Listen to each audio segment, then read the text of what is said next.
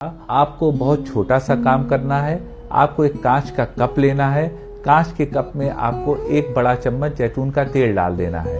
उस जैतून के तेल को उस कप में डालने के बाद आप उसमें आधा चम्मच यानी जितना जैतून का तेल डाला है उससे आधी क्वांटिटी में सेंधा नमक डाल देना है उसी कप में, और उसको 24 घंटे के लिए आपको ऐसे ही रख देना है। 24 घंटे बाद जब आप उस मिश्रण को यानी ओलिव ऑयल, जैतून का तेल और सेंधा नमक यानी रॉक सॉल्ट, इसको मिले हुए जो मिश्रण होता है, इसको अब आप जब घुटनों पे लगाएंगे आपका जोड़ों का दर्द छूमंतर हो जाएगा, उस वक्त के लिए खत्म हो जाएगा। साथियों, यह जो जादुई नुस्खा है जिसमें कि आपका दर्द खत्म होगा, इसमें एक बात का ध्यान रखिएगा, जो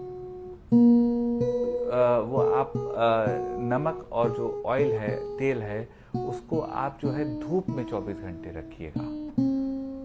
उसको डायरेक्ट सन के एक्सपोजर में कांच के गिलास में आप धूप में रख दीजिएगा और उसके बाद उसको आप अप्लाई करिएगा।